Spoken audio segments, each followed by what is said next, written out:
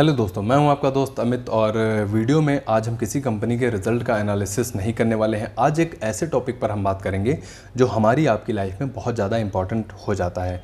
और टॉपिक का नाम है पैसा, यानी मनी। मनी के लिए अगर आपने देखा होगा, हो सकता है आपकी फैमिली में कोई ऐसा शख्स ज़रूर हो जो आपके घर से बाहर रहकर ड्यूटी कर रहा हो। तो वो ड्यूटी क्यों कर रहा है? सिर्फ और सिर्फ पैसे के लिए। एग्जाम्पल के तौर पे आप मेरा ले सकते हैं कि जो मैं अपने घर से लगभग 200 किलोमीटर की दूरी पर जो है वो ड्यूटी कर रहा हूँ। मेरी पोस्टिंग यहाँ पर देखने को मिलती है। आखिर पैसा क्यों इतना इंपॉर्टेंट हो जाता है हमारी और आपकी लाइफ में, इन सभी चीज़ों के बारे में हम डिटेल में बात करने वाले हैं। साथ ही साथ पैसे को बढ़ाया कैसे जाए, इसके बारे में भी चर्चा करेंगे। और इसके अलावा पैसे को सेफ कैसे रखना है, इन सभी के अलावा हम इन सभी चीज़ों के बारे में वीडियो में बात करेंगे। वीडियो का ड्यूरेशन हो सकता है थोड़ा ज़्यादा आपको देखने को मिले, लेकिन प्रयास यही रहेगा कि कम समय में आपको ज़्यादा से ज़्यादा जो है वो जानकारी दी जा सके। तो सबसे पहले हम बात करेंगे बार्टर सिस्टम के बारे में। देखिए, आज से कुछ यानी एंशिएंट टाइम पे अगर आप जाएंगे तो वहाँ पर जब पैसा नहीं होता था तब लोगों की ज़रूरतें अगर आप देखेंगे तो वो बार्टर सिस्टम के थ्रू जो है वो पूरी होती थी। अब ये सिस्टम क्या है, इसके बारे में अगर मैं आपको बताऊँ, जैसे किसी इंसान के पास मान लीजिए ए और बी हैं।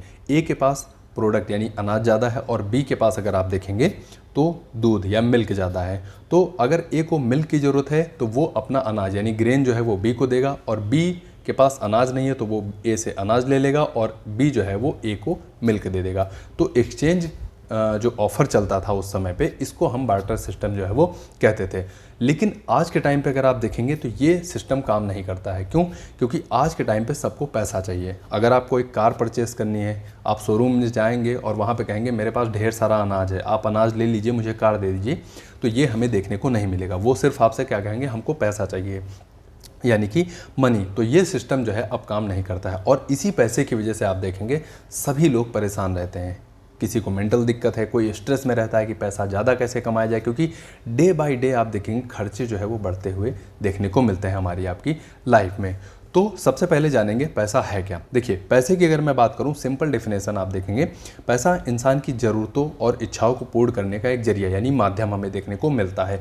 एग्जाम्पल के तौर पे जैसे मैंने कार का एग्जाम्पल दिया कि अगर आप कोई प्रोडक्ट लेकर जाएंगे, उनसे कहेंगे कि आप हमको ये कार दे दीजिए, प्रोडक्ट ले लीजिए, तो वो नहीं देखने को मिलेगा। आप उनको पैसा दीजिए और वो आपको कार जो है वो दे देंगे। तो ये एक पैसा जो है वो माध्यम हो गया।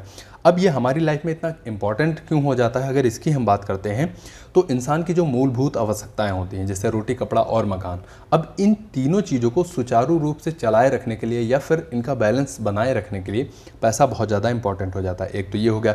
दूसरा, अगर हम बात करते हैं तो कोई इमरजेंसी अगर लाइफ में आ गई, इमरजेंसी इन द सेंस आज आप ठीक हैं, भगवान न करे ऐसा हो, लेकिन कल आपकी लाइफ में या आपको कोई भी हेल्थ इश्यूज़ हो जाता है, कोई भी दिक्कत आ जाती है, तो आप डॉक्टर के पास जाएंगे। उससे अगर आप कहेंगे कि आप प्रोडक्ट ले लीजिए, हमको दवा दे दीजिए, तब भी वो इनकार कर देगा। उसको क्या चाहिए? उसको पैसा चाहिए। अगर आप उसको पैसा देंगे तभी वो आपको दवा देगा, उसके बदले में आप कोई भी प्रोडक्ट दीजिए वो ना ही करेगा।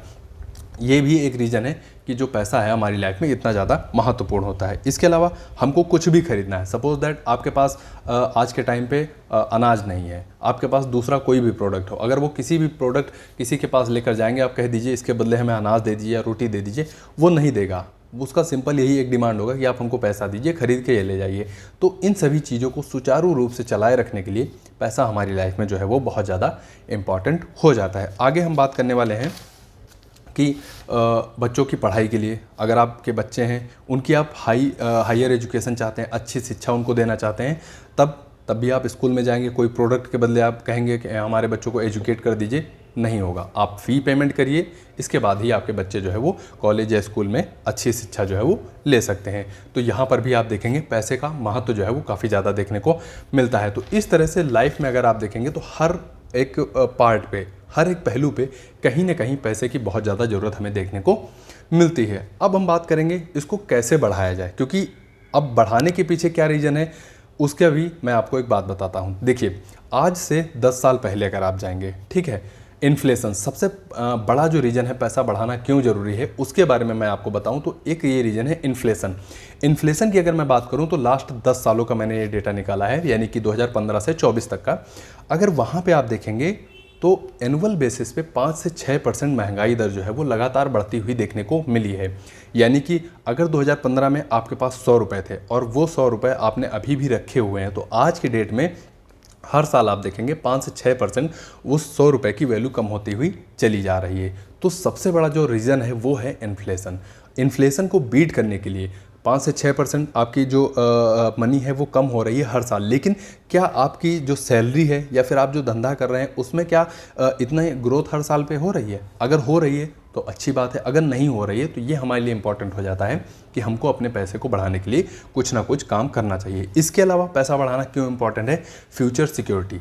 यानी कि फ्यूचर सिक्योरिटी क्या होता है कि लाइफ में कभी भी इमरजेंसी आ सकती है। अब इमरजेंसी क्या हुई? जैसे हेल्थ इश्यूज़ हो गए, जॉब आपकी चली गई, किसी ने आपको जॉब से निकाल दिया, तो इन सभी चीज़ों के लिए पैसा जो है वो बहुत ज़रूरी होता है। अब हेल्थ इशू की अगर मैं बात करूं तो लास्ट के 10 सालों में आप देखेंगे हेल्थ यानी कि जो मेडिकल इन्फ्लेशन है वो आपको नॉर्मल इन्फ्लेशन से ज़्यादा बढ़ता हुआ नज़र आएगा।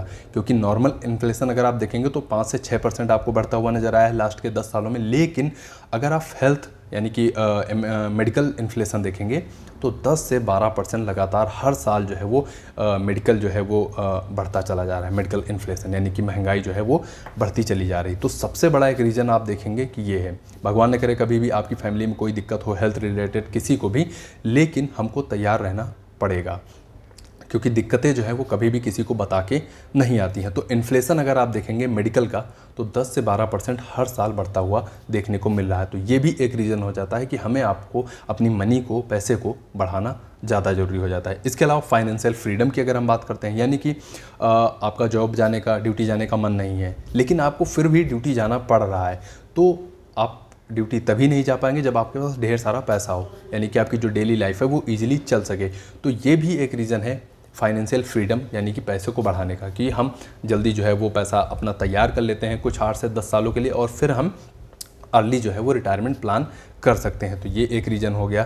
तो ये कुछ इंपॉर्टेंट रीज़न है जिसकी वजह से पैसा हमें बढ़ाना बहुत ज़्यादा ज़रूरी हो जाता है। अब हम बात करेंगे कि मनी को कैसे बढ़ाया जाए। देखिए, पैसे को बढ़ाने के बहुत सारे आज के टाइम पे आपको ऑप्शन देखने को मिलेंगे, लेकिन इसमें से कुछ ऑप्शन रिस्की भी देखने को मिलते हैं और कुछ जो है वो कम रिस्की भी देखने को मिलते हैं और कुछ बहुत ज़्यादा रिस्की भी देखने को मिलते हैं। अब कैसे बढ़ाया जा सकता है इसके बारे में अगर बात करूं तो इन्वेस्टमेंट के थ्रू आप अपने बिजनेस या फिर पैसे को बढ़ा सकते हैं। अब इन्वेस्ट कहाँ करना है? जैसे स्टॉक मार्केट हो गया, शेयर मार्केट हो गया, आप वहाँ पर अच्छी कंपनियों में इन्वेस्ट कर सकते हैं।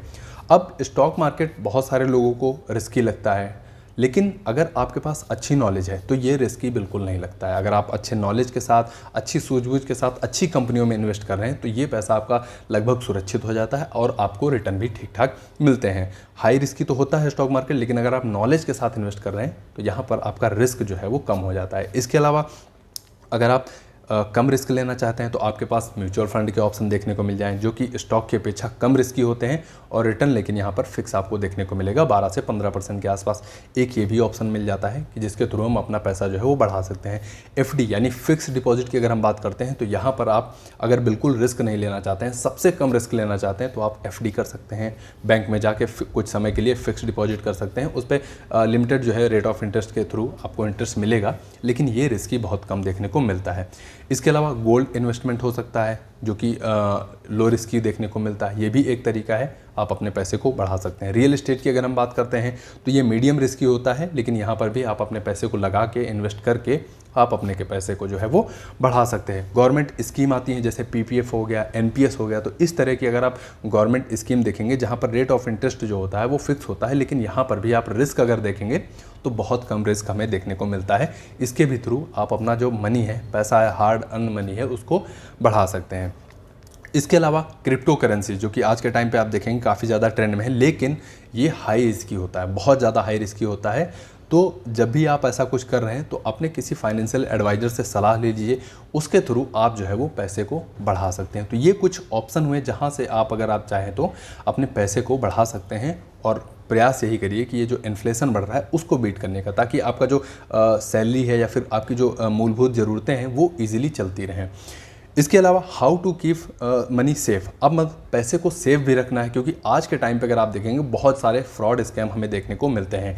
तो इसके लिए अवॉइड करना होगा आपको अनसेफ इन्वेस्टमेंट ऑप्शन, क्योंकि गूगल पे हो गया, कहीं पर भी आप हो गया, आप लिंक के थ्रू आते हैं, कई मैसेज आपको आते रहते हैं कि आप इस लिंक पे क्लिक करिए, फिर इतना रिटर्न आप ले लीजिए 1 महीने में, 2 महीने। तो अवॉइड करिए अनसेफ इन्वेस्टमेंट ऑप्शन जो होते हैं उनको आप अवॉइड करिए फ्रॉड और स्कैम जो आप चल रहे हैं, कॉल आते हैं, अनवांटेड कॉल देखने को मिल जाते हैं, तो इन सभी चीज़ों को आपको अवॉइड करना होगा। इसके अलावा फ्रॉड कॉल्स जो OTP के जरिए, आप OTP बताइए आपकी लॉटरी लगी है, ये लगाया, आपके नाम में ये निकला है, इन सभी चीज़ों को आपको अवॉइड करना होगा। तो ये कुछ जरिए हैं जिनके माध्यम से आप जो है अपने पैसे को सेफ रख सकते हैं। तो ये छोटा सा वीडियो था, उम्मीद करता हूँ इस वीडियो के माध्यम से आपको कुछ ना कुछ जानकारी ज़रूर मैं दे पाया हूँगा। अगर आपको वीडियो पसंद आया हो तो वीडियो को लाइक करिए, कमेंट बॉक्स में आप अपना सुझाव भी बताइए कि अगला मैं टॉपिक क्या तैयार करूं। इसके अलावा आपके कीमती समय के लिए आपका बहुत बहुत धन्यवाद, जो आपने इतना समय दिया वीडियो देखने के लिए, और चैनल को सब्सक्राइब करना बिल्कुल मत भूलिएगा।